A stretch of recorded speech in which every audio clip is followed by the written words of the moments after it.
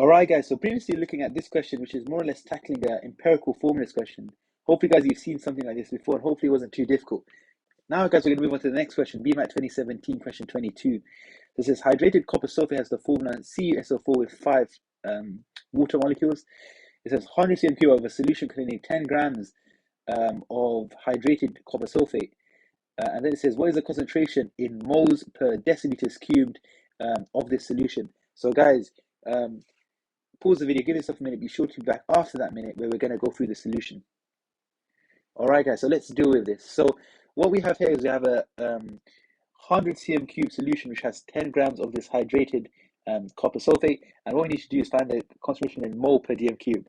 So obviously the first thing we have to do guys is we have to work out the MR, to work out the moles, for, how many moles there are in that 100 cm3 solution.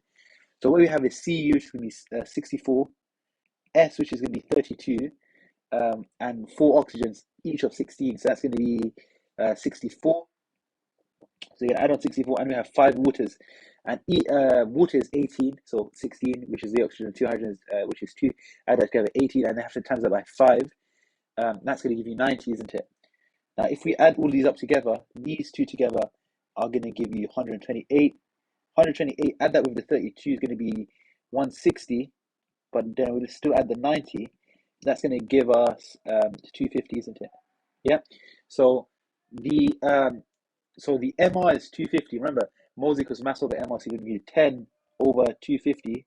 That's going to cross. That's going to cross. And essentially, what you can do now, guys, is times top about by 4. So you're going to get 4 over 100, which is going to be 0.04, isn't it? Yeah. So that's going to be your moles. And then remember, to find the concentration, you just do moles over volume. So then you're going to do 0.04 over volume, which is going to be 100. But remember, it's in moles per dm cubed. That's in cm cubed. So you have to divide that by 1,000. And basically times top and bottom by 1,000. That's going to give you 40 over 100. And 40 over 100, that cancels 4 over 10, which is going to be 0.4. So your answer, therefore, guys, is going to be B.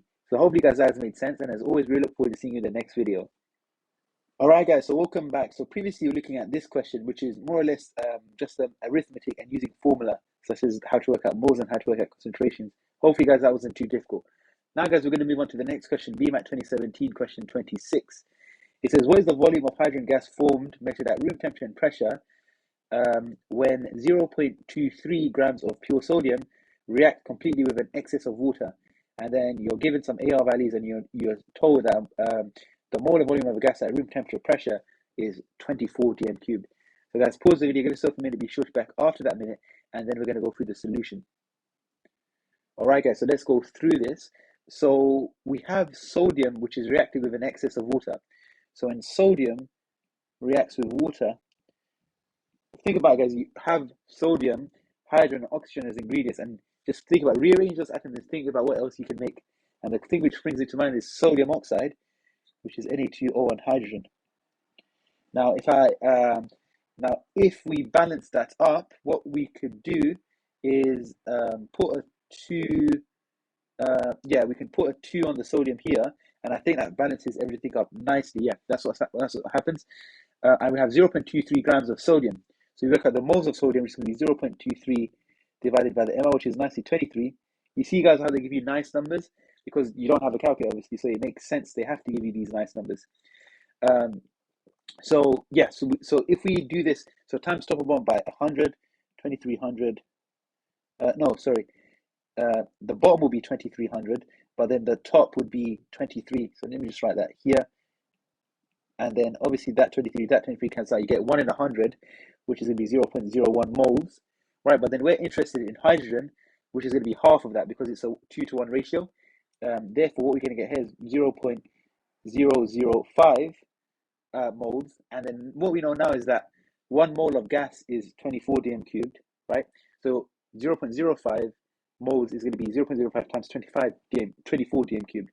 So essentially what you have now is 0.005 times 24, which is basically just equal to 24 times 5 divided by 1,000, I believe. Yep. So then 24 times 5 is going to be 120. I'm going to divide this by 1,000.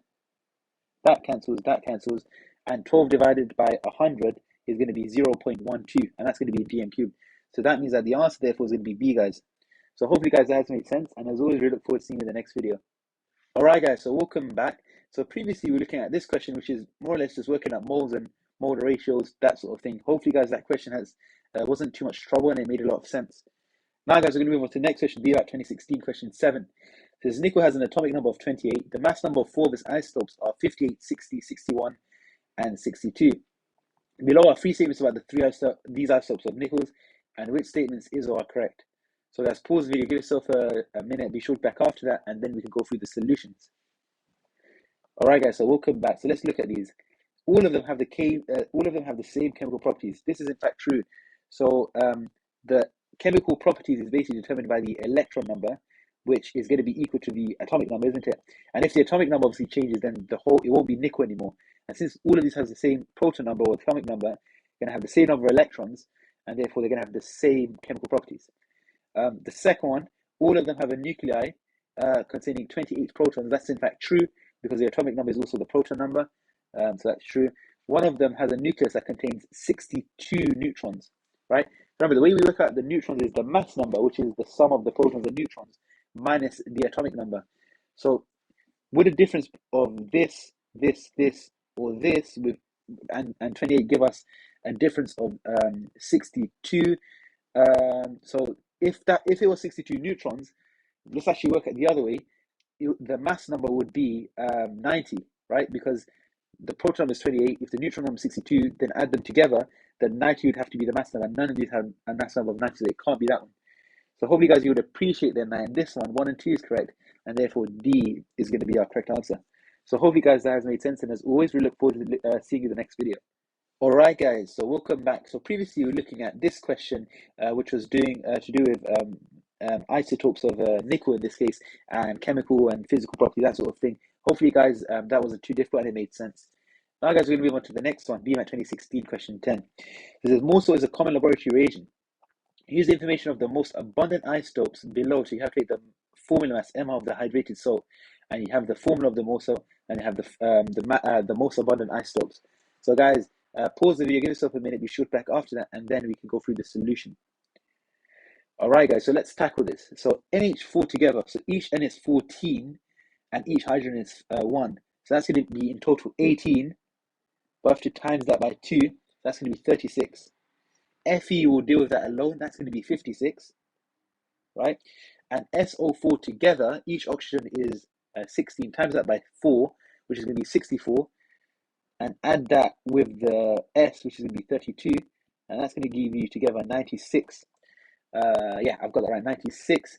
And you have to times that by 2 because you have 2 lots of this, right? So 96 times 2 is going to be 180, 192. So you got 192.